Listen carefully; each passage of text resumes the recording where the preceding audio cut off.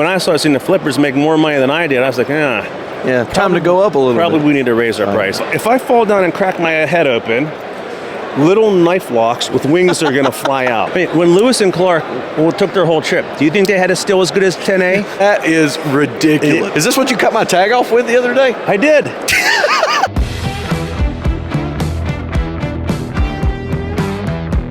Hello everyone and welcome back to the Crispy Donut community. My name is Samuel and today we are at Blade Show 2024 here in Atlanta, and we are with a very, very special guest, the man himself, Andrew Demko. How are you, sir? Good. How you doing? Great. Good. So it's a real honor to be able to have you on the podcast, and a big thanks to Rick for making this happen, and a big thanks to you for allowing us to do this. So I've got some questions for you. I've got some things to ask. So if you just want to give a little synopsis of your backstory, and then we'll dive in from there.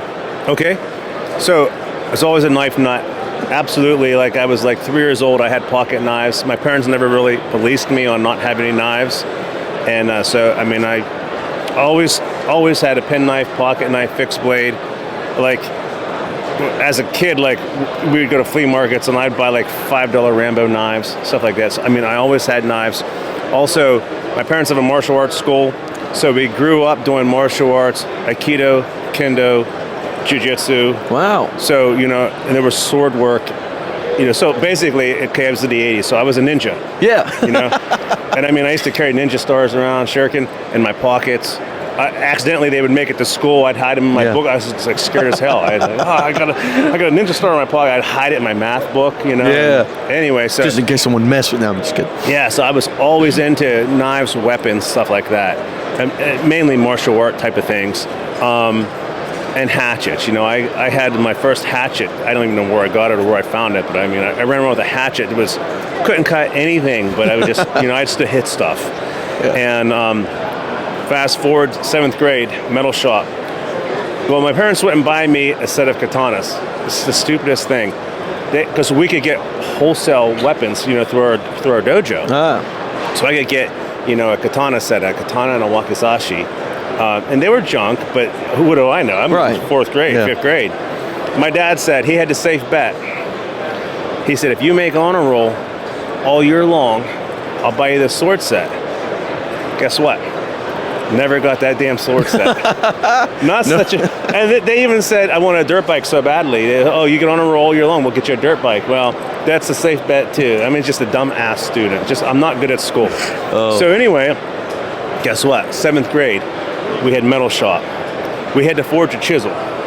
So we had 01 tool steel, and forging a chisel has all the same aspects other than this shape of basically forging a knife. You forge it to shape, you do some rough grinding, you heat treat, and then you see if it works. So to get a passing grade in this, and literally it's 45 minutes a day for maybe 2 weeks was that project.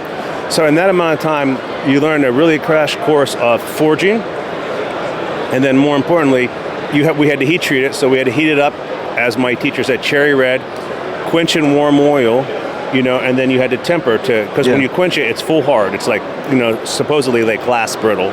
You quench it, or you temper after that. Tempering, you know, like calm your temper. You're relieving that hardness of that steel, the tempering process, to a useful hardness, not too hard. Mm-hmm. So if we didn't, and then what he did is he took not the mild steel, but the raw steel we started with, and you would have to cut like a 3/8 inch. It was octagon, hex, whatever that.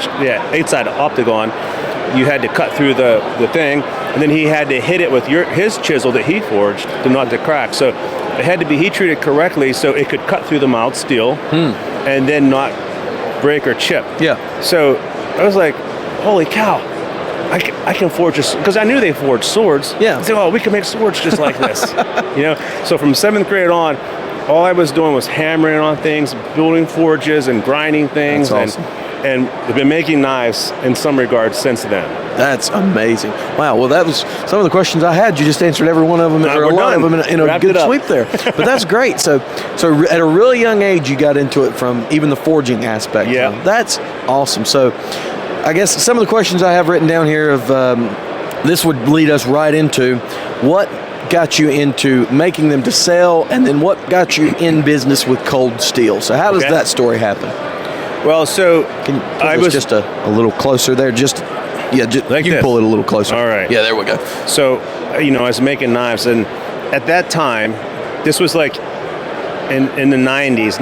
I graduated from high school in 1993, and there was nothing like the supplies and everything there is today. I mean, you could get raw steel, and there was only a couple grinders. You know how there's grinders all over this place? You can buy a dozen different types of belt grinders. There was like there was Burr King and there was Stephen Bader, and that was like the only grinders you could get. And so anyway, I built I had blade magazines. I built a grinder out of a washing machine motor and some pulleys and stuff, and I started grinding, started making my own knives. And eventually I met a knife maker who's now passed away, R.W. Wilson. He was a kind of a legendary guy. His nickname was Tommy Hawk Wilson. He made the tomahawks for like the movie Jeremiah Johnson. He's old time. He started in the 70s. Wow. He's kind of like a Bob Loveless kind of era. Oh yeah. And eventually he kind of showed me the ropes of really making custom knives. And then so that's when I was like a kind of a custom knife maker. I came to my first blade show, I believe, in 1995. And he brought me down, and I had, I was just a kid, just out of high school, and I had my knives. Didn't sell, but it was still really cool. So then I had been coming here. I came here a few years with him, and then around 2000, I think 2002, I came here on my own as I was perfecting my craft. I got into folders. I wanted to make folding knives. And I came down here, and I think I met Cold Steel in 2000, and I think it was 2002. And I had a knife that became the Cold Steel AK-47. It was a frame lock. Oh, wow. And Len Thompson came, and he said, hey, I really like this design. I own the name AK-47, and that would be a perfect knife to put that on. And, I don't know what he paid. So I was a dummy. He bought the design off me for I think he made me $2,500, and I was an electrical apprentice, and I was making as a first year apprentice, I was making $9.50 an hour, and I was like, $2,500. Yeah, that's amazing. Yeah, and Cold Steel, because to me Cold Steel was legendary, right? Even back then. Yeah, because especially coming from the martial arts community, right. He advertised in all the black belt magazines, and he had the Japanese style knives and stuff. And did they have the Baliki sticks back then? No, that was years before that. I do Filipino martial arts. Bought so many sticks throughout my life. Baliki sticks are the last pair I've bought. They are so great. They are good. They are good. So I met Len, and he bought the design off me, paid me the money, but I had that thumb plate, the pocket opening thumb plate. I had a patent pending on that. Yeah. And he said, hey, I'll license that from you. And so he licensed that. He bought the design off me. And then for a few years I worked with them just making samples and stuff. And he wanted me to come on full time. And I said, hey, I'm in this apprenticeship. It's hard to get in here. It's really worth it once you get out of the apprenticeship. Right. I can't quit. 5-year apprenticeship. And oh, wow. Being an apprentice, electrical apprentice, it's rough.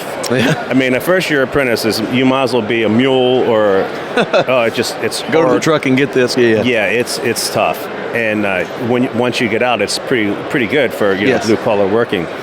And so once I topped out of being in the apprenticeship, I went on full time with Cold Steel. Oh wow! So then I worked with Len for 16 years at Cold Steel. And when GSM bought, they actually they offered for me to work with GSM, but I was at that point, I was really ready to spend all my efforts on my own business. Now I still have a great relationship with them, and I do designs for them, but I don't have a boss. That was another question I had, is what got you to do Demko? Because I know you had the 80, I'm sure you had more models than this, but the ones that stand out are of course the 80-10, 80-15, 80-20.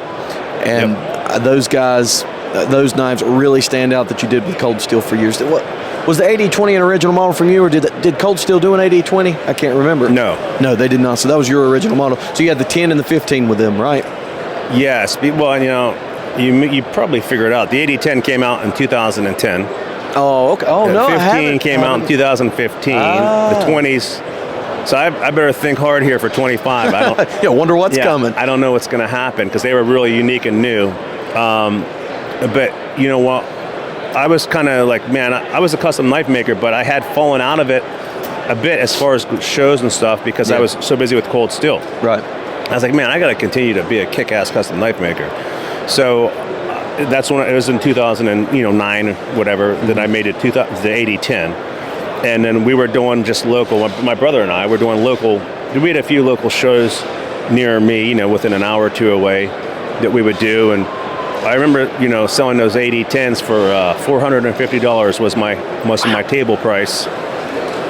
Eventually, a couple years later, we had to knock it up to $650. Yeah, to go back in time and get one of those for $450. Boy, that would be nice, wouldn't it? And you know what? And I always kind of get upset. Like, I'd sell a knife for $650, and the guy would make me jump through so many hoops. I want this. I want this. I want this. I want that. And I'm like, oh, okay, great.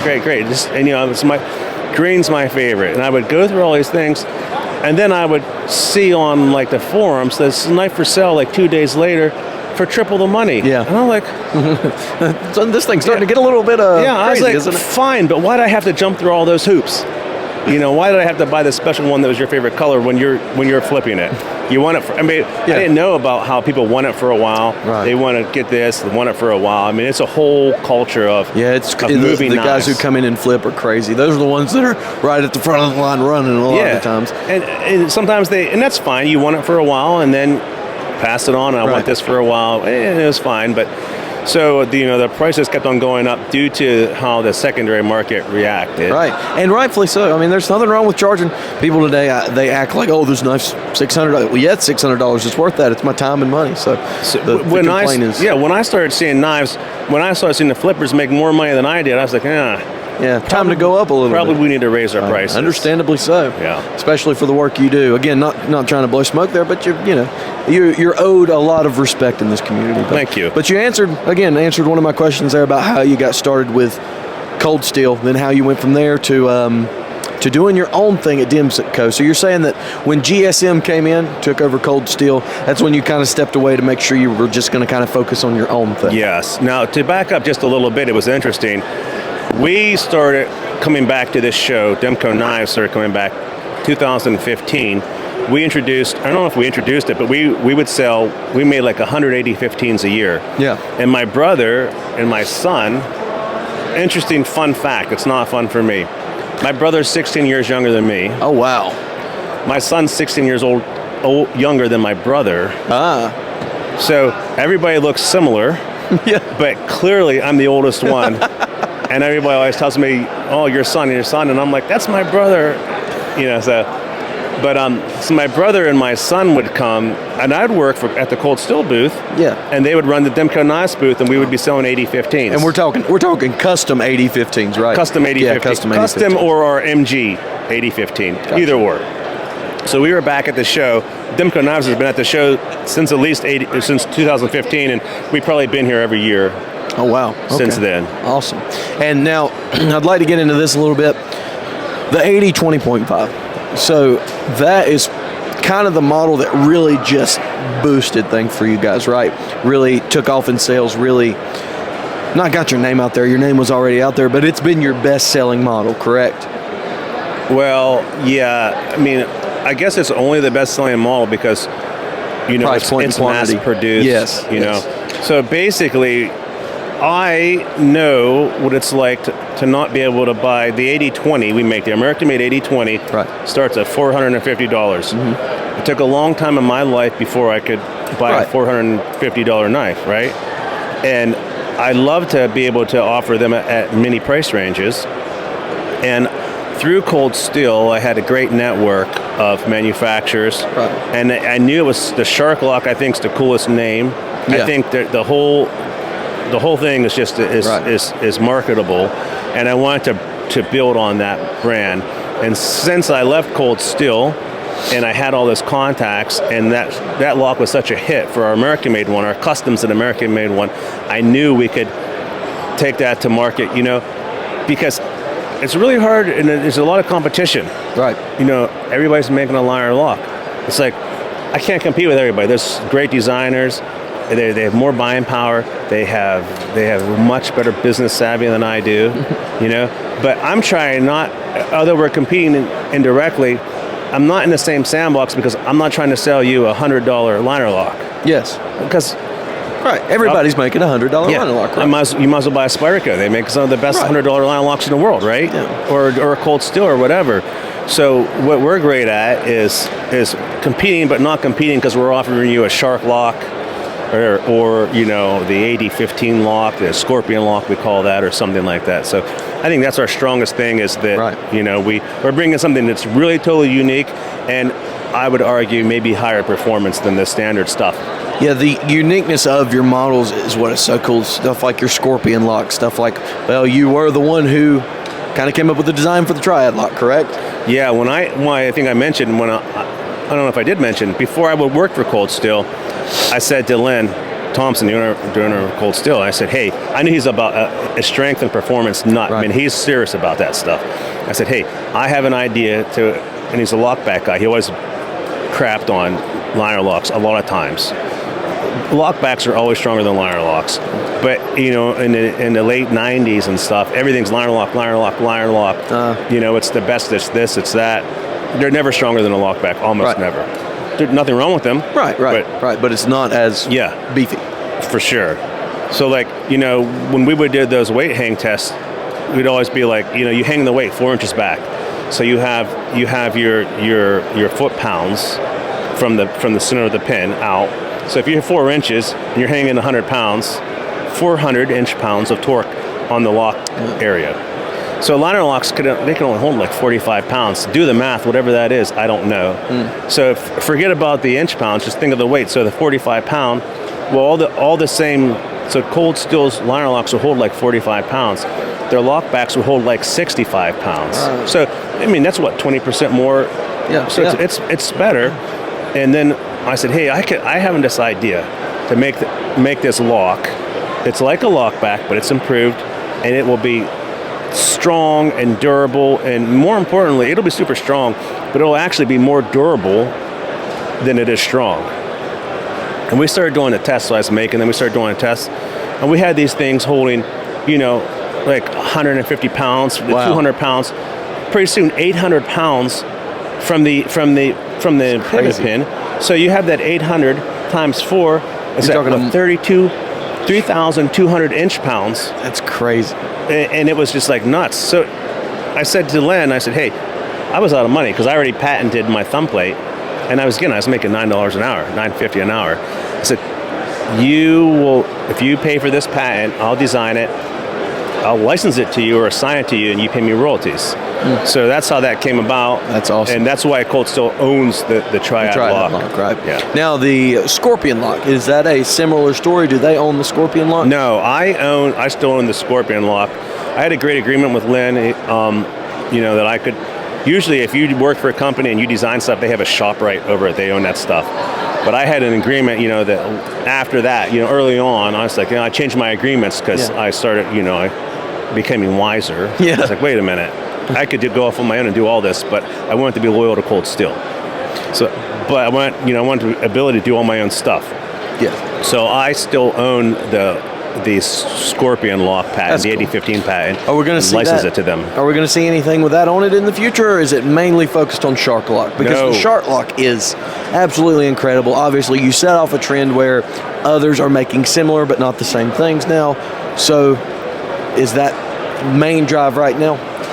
No. I mean, we want to do an AD15. We're going to do an American-made AD15 for sure eventually.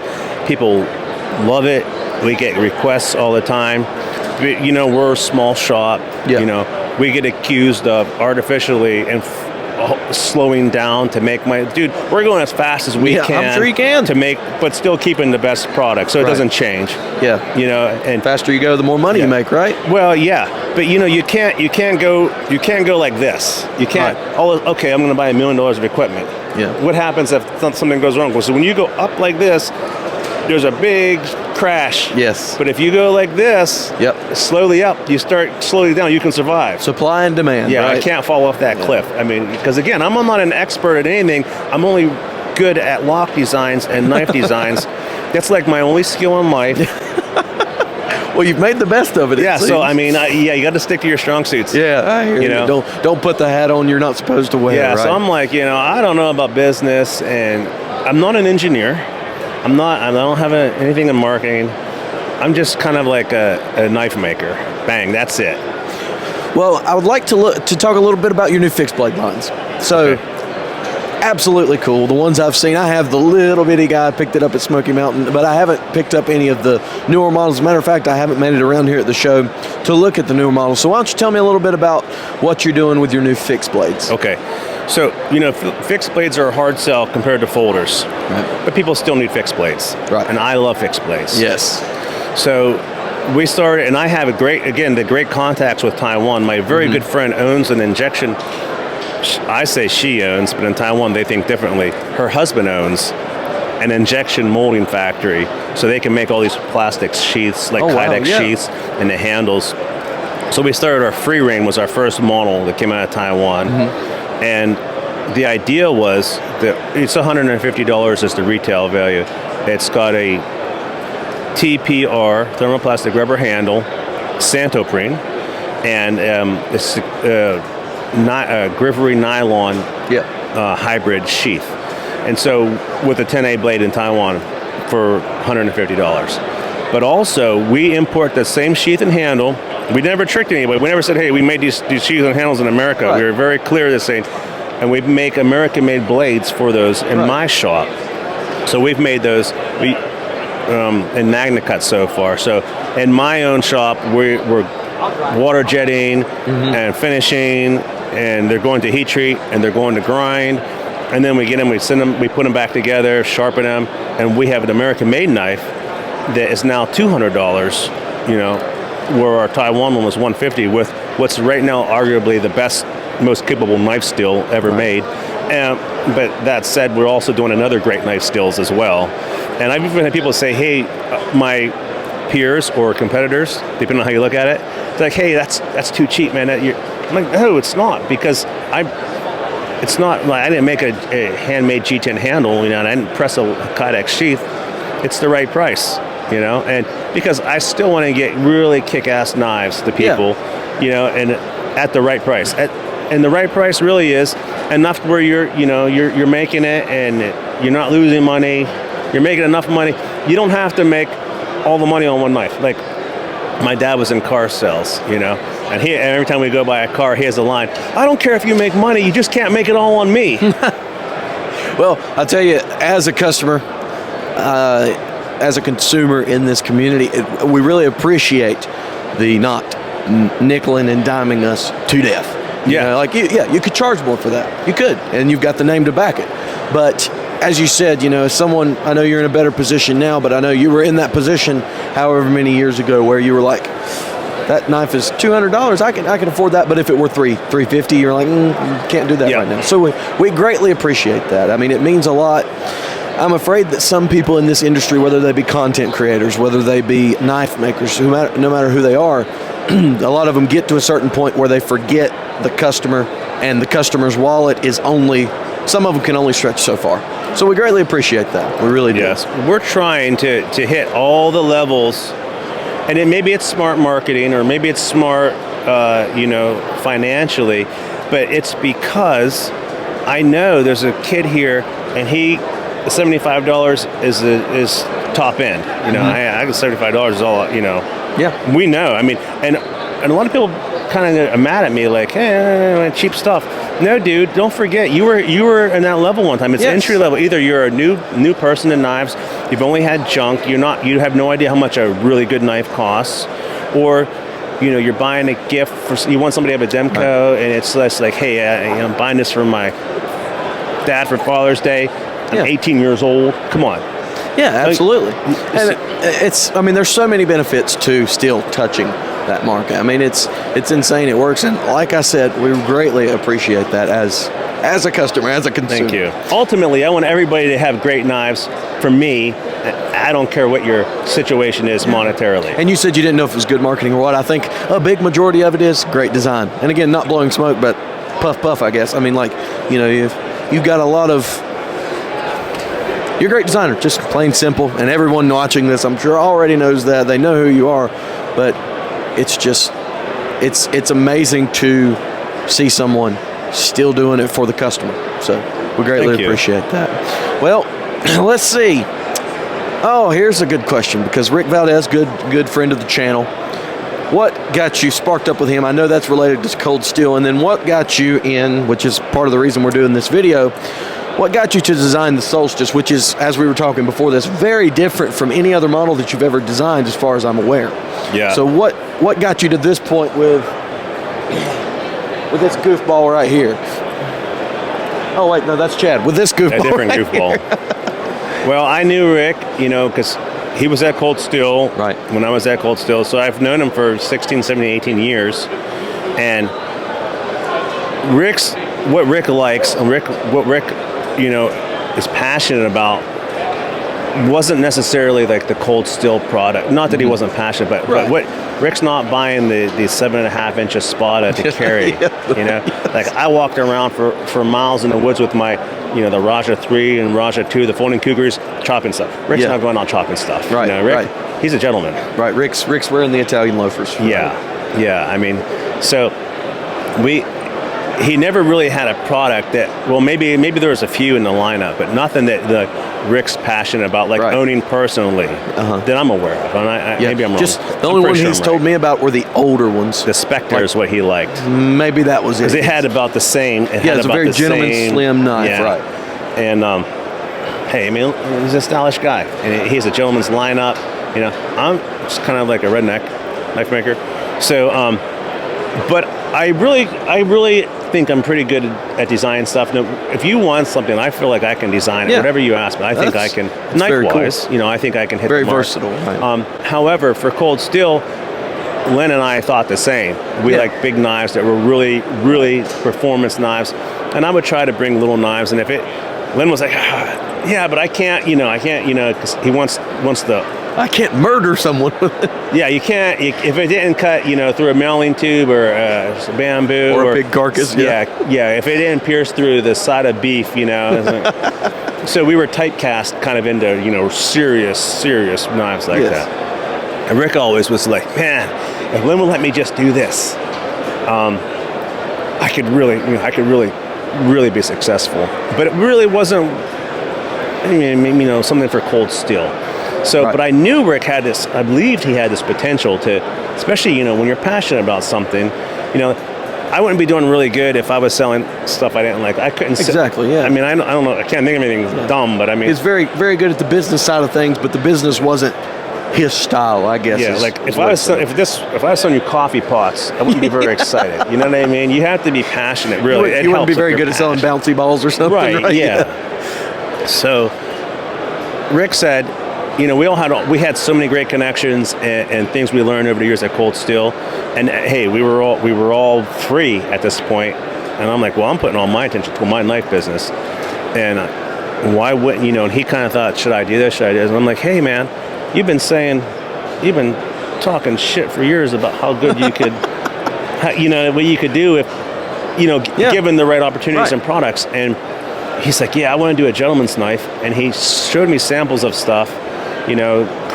Basically like, kind of like, hey, I needs to fit in this box. Yeah.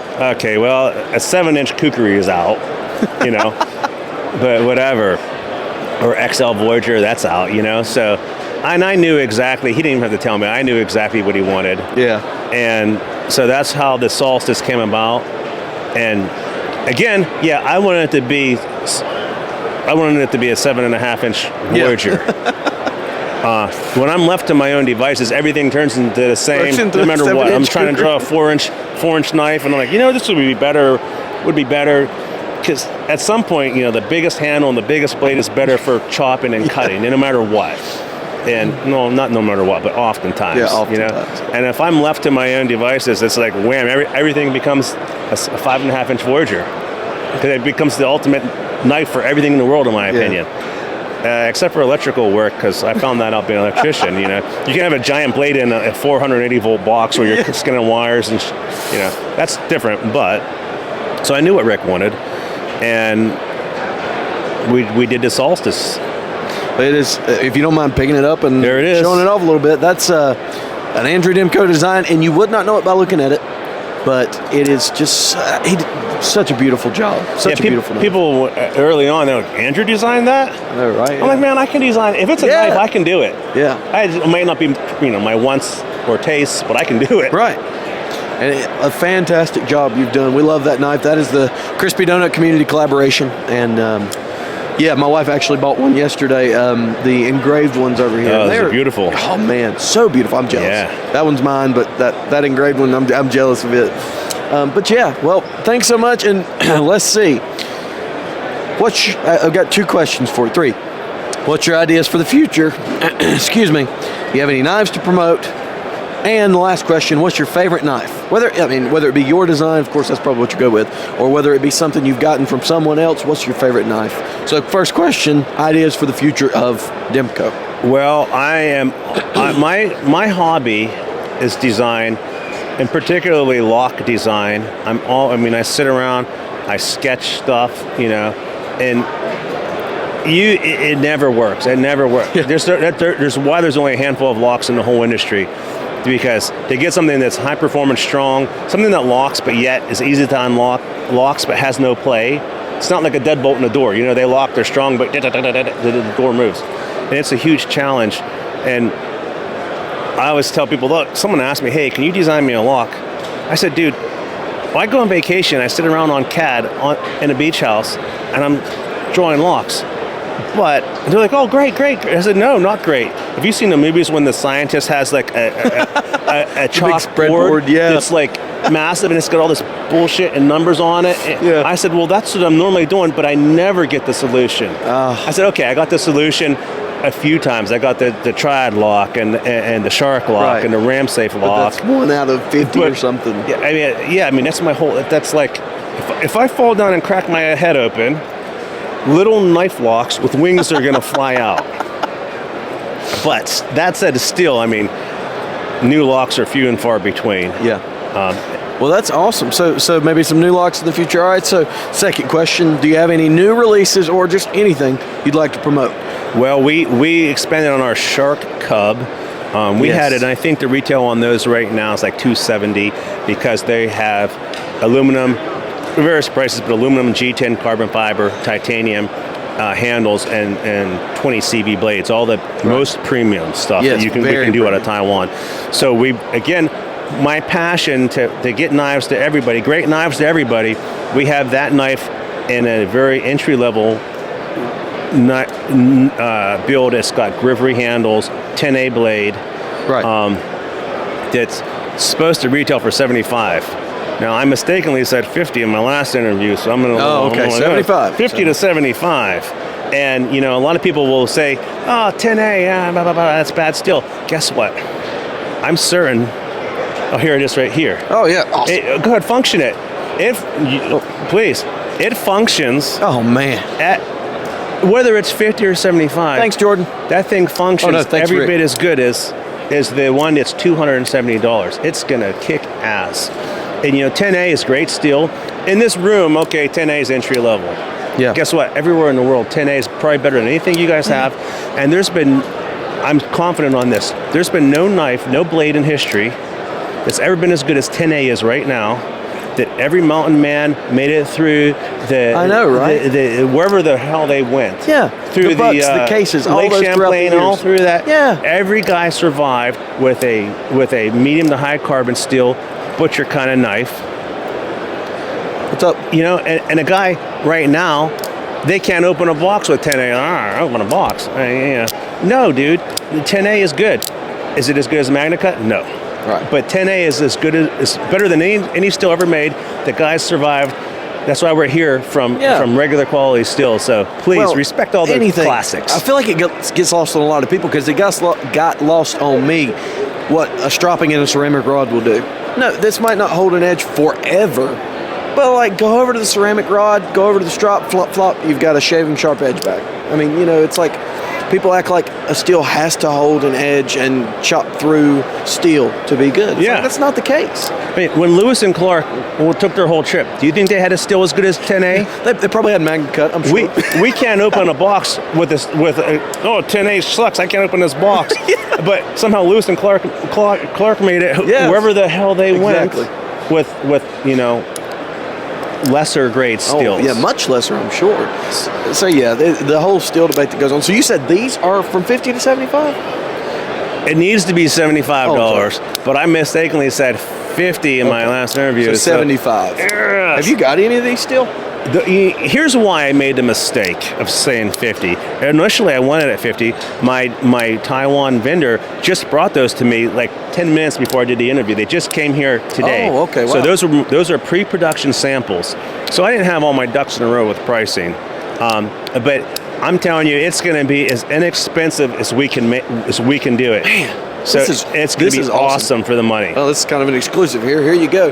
So yeah, we're looking at like the Shark Cub blade, right? Yes. Well, this is the Shark Cub, right? Shark Cub, and we're gonna have the two blades. Let me see which one you have. That is the Slicer Shark blade, and I believe we're having it in a clip point also with a thumb stud. Ooh, very and nice. there's one around here somewhere, and they're Grivery handles, although they look like G10, yeah. Because I sent the G10 handles, I made the custom handles, sent them over there. I said, hey guys, I want all this carved in the tooling.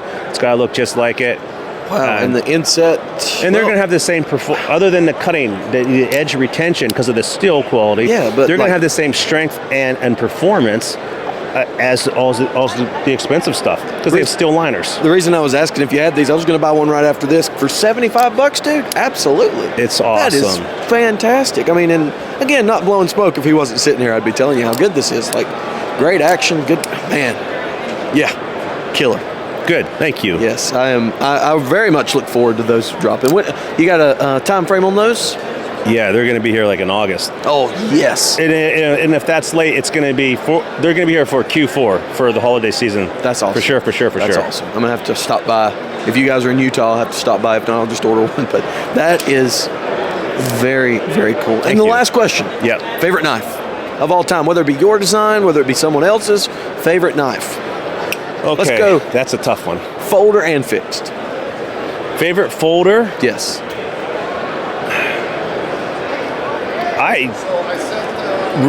I'm going to have to go, I don't know, I'm like a new love very frequently with these knives. But right now, I am having a love affair still with my 80-20. 80-20 Shark's Foot is my thing, for sure. Yes, is that what you were carrying?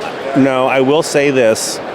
I guess if there could be only one, it would be what they call the Megalodon. Oh my God! If I could only have one, is that like an Espada and it's like an Espada and a 80-20 had a baby.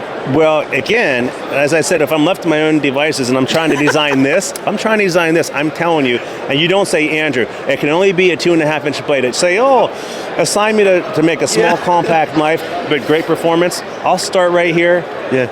About 11 o'clock at night, 4 a.m. This is what's on the drawing board. Oh, I'm like, you want the best performance knife? Here it is. Oh man. Well, it's light. Surprisingly light.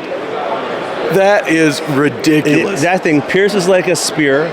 It cuts like a cleaver. I mean, it does it all. I'm in shock right now. All right, let's hear this thing. Is it okay to let it drop? Yeah, absolutely.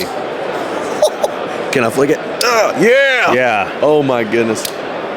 That is this what you cut my tag off with the other day? I did.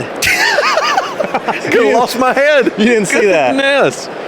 No, yeah, he was cutting a tag off the back of my shirt for me the other day, and I was in very much danger. Oh my goodness. This is, wow. Okay, well. It's ridiculous. Yeah, when are these dropping? You know what? I don't know if there's more than 6 people that want them, but I need to make about, the smallest run I can. We're going to do an American-made one of these, ultimately, but not.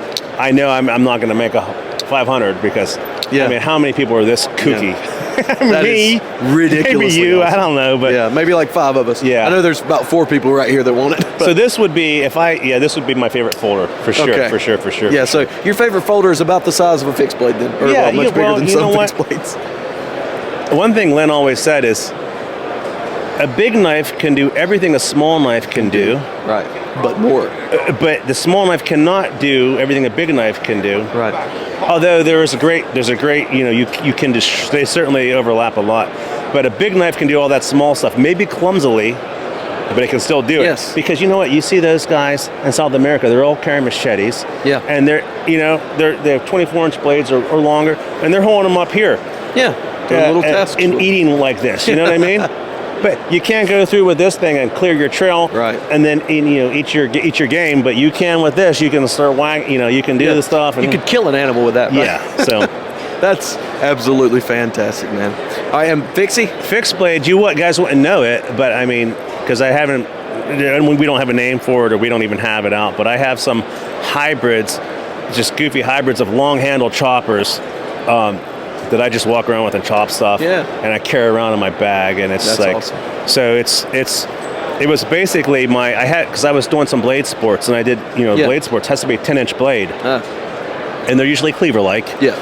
And then I was like, man, I want to make I want to be able to kill a bear if I'm getting attacked. If I'm camping, I got to get rid of this square point. So I took that 10-inch blade and I kind of put swept it up a little nest muck looking type of deal on it. And so I had those, and I was selling some of those. And then I was making a hatchet, and it had a small handle about this long. Yeah. And it had a kukri butt on it, so and anyway, I had that. Now the competition knife that turned into a camp knife. So the competition was 10. The camp was 12 because I had to add it to 2-inch a point. Oh yeah. And then I was just tossing my hatchet I was making, the handle over there, and all of a sudden the blades, the chopper's sitting here, and I tossed this blade or the hand over from the hatchet, and it was here, and I was like, oh, that looks pretty good. That looks kick-ass. So then I'm cutting out, and I made that 12-inch blade, and then I put that hatchet handle on it, so you could use it for two hands, but you can walk around, man. And we made thick 3/8 thick ones out of 3V and I made 3/16 1/4 inch and 156, and we made a bunch. The thick one's too heavy. I'm not heavy enough. I'm heavy enough to swing it. Yeah. I'm not heavy enough to stop it. So my son, who's I'm like 6'1" on a good day. Yeah. I swear I was taller. I shrunk in my old age, but he's like 6'5". Yeah. And way heavier than me. So he's like, "Oh, Dad, no problem," And I'm like, "Oh man, yeah, son, sure." But we have that, and then I ended up scaling it down to a 9-inch blade, and man, it can cut through so much stuff and chop through so much stuff. Chop a car in half. Yeah, I mean, so there's no sampling or branch it's met that it couldn't, or grapevine or whatever, because in PA, we go to the woods, we're out quad riding, you're clearing trails. Yeah. And that's the go-to. That's so awesome. You're going to see that eventually, because I have like 500 water jet cut at home. So it's got to come out. It's coming eventually, yeah. Well, that's awesome. Well, I guess that's a good stopping point right there. I just want to say thank you so much. Number one, for doing this interview. Number two, thank you for everything you've done for the community, everything you've created, everything you've made. And as we spoke earlier, for keeping things where, just like this cub right here, man, this shows that, and of course there's money to be made in it, but it shows that there's a dedication to the customer. So we really appreciate that. Thank you so much, and really look forward to this guy coming out. Also really look forward to this guy coming out. So, but yeah, thank you so much. And you guys, Crispy Donut Ocaso collaboration, designed by the man himself, Andrew Demko.